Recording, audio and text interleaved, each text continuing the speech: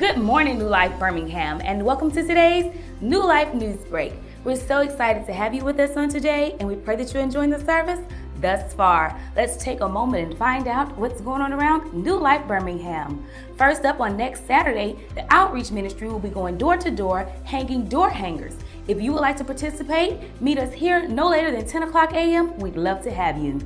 Now, let's head over to our pastor for some very special observations. Good morning, New Life. I'm so excited you're here in the house today. Happy Father's Day to every father that's in the house today, even your fathers, the ones that are still alive, even the ones that are resting in heaven. I thank God for my dad.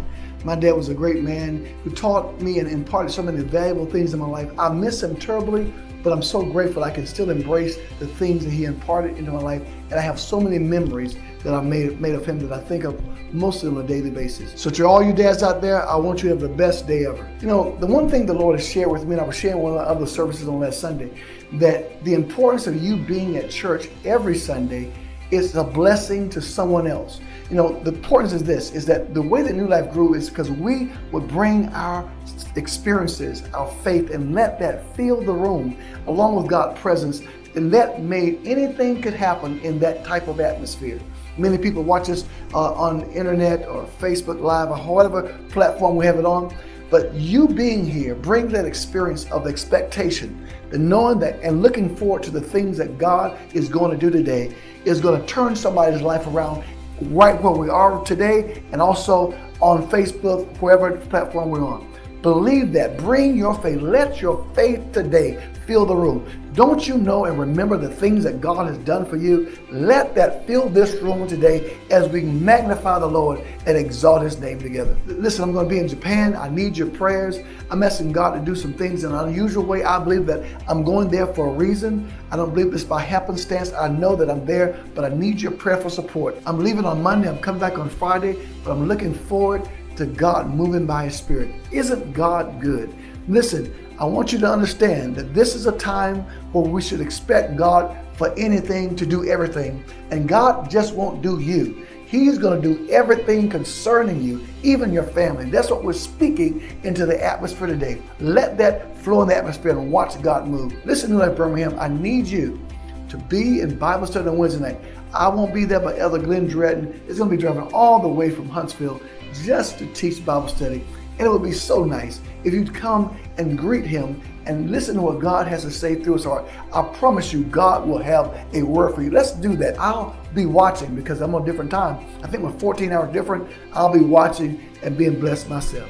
I have with me a member of New Life named Demetrius Huckabee. He wrote a fantastic book called Street Prophecies. Man, I was reading that. It brings such an awareness of things that we just kind of take for granted. For a lot of news, a lot of things that kind of left out of the news. Tell me what inspired you to write this book. What inspired me to write the book was dealing with current events. I wanted people to know what was going on or get a revelation out of the book of Revelation. Wow. So what inspired me to write it is many people that I never meet in this lifetime personally, but my words will be able to reach them. Wow. During the time I was incarcerated for 15 years. Wow. And I really didn't think that I was going to get out to be able to speak to the masses. Right. So I put it in the form of a book to try to get the word, because the word is not bound. Right. So that would inspire me to write it. Wow. So I went forth with that passion. Okay, tell me just a little bit about, I see it's like waking up to consciousness, the dream, just different things you wrote. Just give me a little about what the book is about. I'm really dealing with current events and prophecy, dealing with the end time events out of the book of Revelation. I'm dealing with about the TV, smart TV, the smartphones. I'm dealing with the Facebook and internet. It's not a bad thing, but at the same time, we're being watched at all times. Exactly. And the world. Matter of fact, recent events have proven that. Yeah. That things we thought we had private were not private. They've been through our phones and got our information. Exactly. And then sending things out about that. Exactly. And the world calls it conspiracy theory, but the Bible calls it prophecy. And regardless if people believe the Bible or not, they don't make it not be true because they don't believe. Exactly. But we see Revelation being unfolded before our eyes right now. Okay, why did you call the book Street Prophecies? Because I want to prophesy to the streets. Okay. The street mentality, the street mindset. I want to prophesy to the streets, to the people that was blinded. Because the church have a little understanding of what's going on. They might not have a whole lot, but the streets are totally just blinded. Wow. They're like sheep led astray. Wow. So when I wrote the book, I wanted to speak to the streets and let them, just really for them to open their eyes up. Wow. And for them to see what was going on.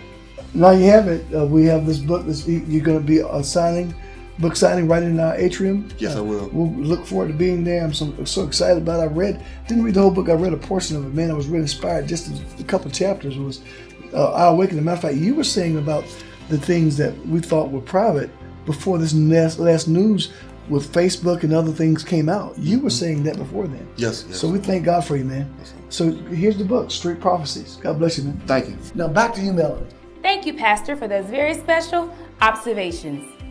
Don't forget Bible study every Wednesday night. Grab a friend or a family member or tell someone you don't know to come out and hear a dynamic word from our very own pastor. I'm sure it will bless your soul.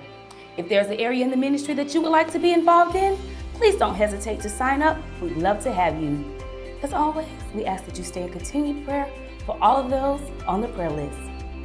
And our thought for the week, people only drive you crazy because you give them the keys. Stop giving people access to your mind and heart's restricted areas. And now, back to our service.